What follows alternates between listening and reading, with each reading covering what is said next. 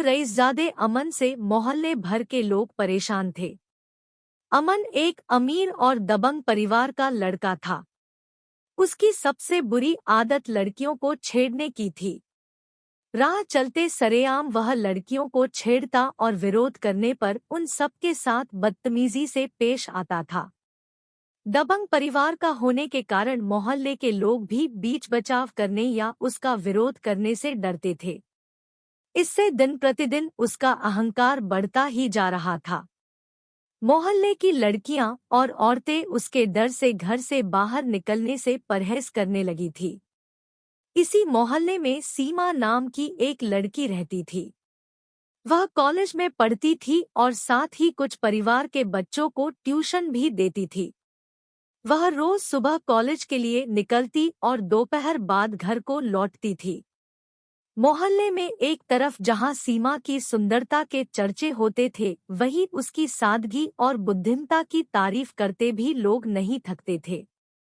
अपने स्वभाव के मुताबिक अमन पहले तो कई दिनों तक सीमा का पीछा करता रहा और संकेत में उसे छेड़ता रहा, परंतु जब सीमा ने कोई प्रत्युत्तर नहीं दिया तो गुस्से में उसने एक दिन कॉलेज से लौटते हुए उसका हाथ पकड़ लिया। अमन की इस हरकत से सीमा अवाक रह गई, परंतु इस दफा भी उसने कोई प्रतिक्रिया नहीं दी। अमन की पकड़ से सीमा ने अपने आप को छुड़ाते हुए तेजी से घर की तरफ रुख कर लिया। कुछ दूर तक अमन भी उसके पीछे भागा, परंतु जल्दी ही सीमा एक गली की ओर मुड़कर अमन की नजरों से ओझल हो गई। सीमा की इस हरकत से अमन काफी नाराज था। उसने मन ही मन सीमा को सबक सिखाने की ठानी और अगले दिन का इंतजार करने लगा। अगले दिन अमन सुबह ही गली के नुक्कड़ पर सीमा के कॉलेज जाने का इंतजार करने लगा, परंतु काफी समय बीत जाने के बावजूद सीमा नहीं आई। फिर अमन ने सोचा कि शायद वह उसके डर से किसी और रास्ते से कॉलेज को निकल गई होगी। तब अमन ने एक बार फिर अपने मन को समझाते हुए सीमा के कॉलेज से लौटने का इंतजार करना बेहतर समझा। आज अमन के सर पर सीमा को सबक सिखाने का भूत सवार था। वह किसी भी तरीके से आज सीमा को पूरे मोहल्ले के सामने जलील करना चाहता था। आखिर सीमा ने सरेआम उसकी बादशाहत को चुनौती दी थी। आज सीमा को सबक सिखाने के लिए अमन अपने साथ मोहल्ले के और 3 टपोरियों को भी साथ लाया था, परंतु एक लंबे इंतजार के बाद भी सीमा वहां से नहीं गुजरी। सीमा के कॉलेज से आने का वक्त भी बीत चुका था। अमन असमंजस में पड़ गया। वह यह भी नहीं जानता था कि सीमा कहाँ रहती है और न ही अपने अहंकार में वह किसी से सीमा के घर के बारे में पूछना चाहता था। अमन उधेड़बुन में ही था कि अचानक उसे सीमा सामने से आती हुई दिखी। वह खुशी से उछल पड़ा और बीच सड़क पर आ खड़ा हुआ। सीमा ने दूर से ही अमन को देख लिया था, इसके बावजूद वह डरी समी आगे बढ़ती रही। रास्ता रोके खड़े अमन के नजदीक आने पर वह रुक गई और बगल से निकलने की कोशिश करने लगी, परंतु अमन सीमा को आगे नहीं बढ़ने दे रहे थे।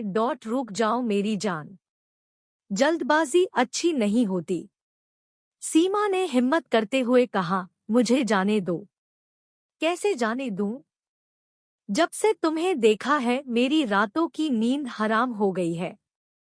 आखिर तुम मुझसे चाहते क्या हो? अमन ने अपने साथियों की ओर देखकर हंसते हुए कहा, लो पूछो, आखिर एक आशिक क्या चाह सकता है?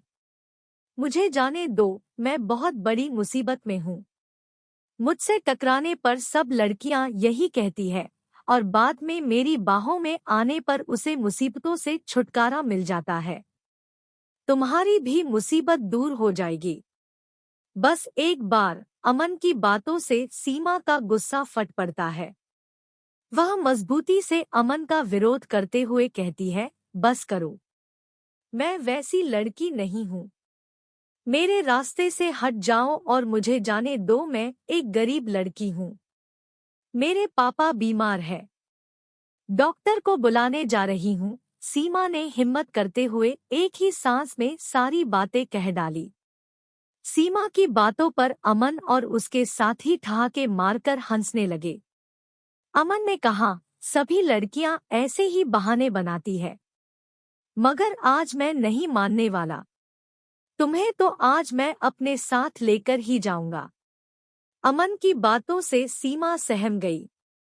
उसने अमन की मनसा का विरोध करते हुए गिड़गिड़ाते हुए कहा, आज मुझे छोड़ दो, मैं अगर समय पर डॉक्टर को लेकर घर नहीं पहुंची तो मेरे पापा की मौत हो जाएगी। सीमा की बातों पर अमन थोड़ा ठिठका और धूर्तता दिखाते हुए बोला, मैं किसी डॉक्टर से कम हूँ क्या? तुम्हारे पापा का इलाज मैं कर दूंगा। चल तुम्हारे घर चलता हूँ। अमन इस बहाने सीमा का घर भी देखना चाहता था, परंतु भोली भाली सीमा को अमन की यह चाल समझ में नहीं आई और यह समझते हुए कि अमन जब उसके घर के हालात और उसके बीमार पिता को देखेगा तो उस पर तरस खाकर उसका पीछा करना और उसे तंग करना छोड़ देगा, अमन को अपने घर ले गई। सीमा के घर के हालात को देखकर अमन को जोर का झटका लगा। एक छोटा सा घर, बेतरतीब फैले सामान और घर के एक कोने में चारपाई पर लेटा एक बूढ़ा शख्स। कुछ देर के लिए वहां खामोशी छा गई। इस खामोशी को सीमा ने तोड़ा। यही है मेरा घर। चारपाई पर मेरे पापा लेटे हैं। पापा बीमार है। माँ दूसरे घरों में काम करने गई है। पापा की तबीयत ज्यादा बिगड़ने के कारण मैं आज कॉलेज नहीं जा सकी थी। डॉक्टर को बुलाने जा रही थी, सीमा ने कहा। सीमा की एक एक बात अमन के दिल पर हथौड़े की तरह वार कर रही थी। वह मूर्ति की तरह जहां था वही खड़ा रहा।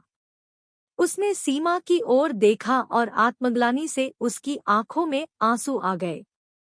वह मन ही मन सोचने लगा, मैं कितना बड़ा पाप कर रहा था। मैंने तो आज तक इतनी तकलीफ की जिंदगी देखी ही नहीं है। अपने अमीरी के घमंड में मैंने न जाने कितने लोगों का दिल दुखाया है। मुझे आज सीमा से माफी मांगनी होगी और अब तक किए गए कुकर्मों के लिए मुझे पछतावा करना होगा। वह सीमा की ओर मुड़ा और हाथ जोड़ते हुए माफी मांगने लगा। मुझे माफ कर दो बहन। मैं आज तक घमंड में जी रहा था। आज तक ना ही मैंने समझा और ना ही मेरे माँ बाप ने समझाया कि जीवन कैसे जिया जाता है, जीवन का संघर्ष क्या होता है। आप महान हो बहन। इतनी गरीबी में भी आप कॉलेज में पढ़ रही हो और मैं सब कुछ होते हुए भी कॉलेज न जाकर आवारागर्दी करता रहा हूँ। सीमा ने कहा, इसमें माफी मांगने वाली क्या बात है भाई। अगर मेरे कारण आपके हृदय में परिवर्तन हुआ है तो मेरे लिए इससे बढ़कर खुशी और क्या हो सकती है। जो आपने किया उसे भूल जाइए और एक नए जीवन की शुरुआत कीजिए। अपने जीवन को ना सिर्फ अपने लिए जिए बल्कि दूसरों के सुख दुख में भी हाथ बंटाना सीखिए। फिर देखिए आपके मन को कितनी संतुष्टि मिलती है। बहन, आपने न सिर्फ मेरी आंखें खोल दी है बल्कि जीने का एक रास्ता भी दिखा दिया है। आप यहीं रुको, मैं डॉक्टर को बुलाकर लाता हूँ और आज से एक नए जीवन की शुरुआत करता हूँ। सीमा कुछ कह पाती कि इससे पहले अमन यह कहते हुए अपने दोनों टपोरी दोस्तों के साथ वहां से तेजी से निकल पड़ता है। इस कहानी से स्पष्ट होता है कि इंसान चाहे कितना बड़ा ही क्यों न हो, जब उसे अपने किए पर ठेस लगती है तो वह माफी मांगने से भी गुरेज नहीं करता। अमन ने भी ऐसा ही किया। सीमा से माफी मांगने के क्रम में वह अपनी अमीरी, दबंगाई सब कुछ भूल गया। इस माफीनामे में उसे छोटापन का एहसास नहीं हुआ, बल्कि उसे गर्व हुआ कि सीमा के कारण उसे आज अपने गलत कामों का एहसास हुआ और उसकी आंखें खुली।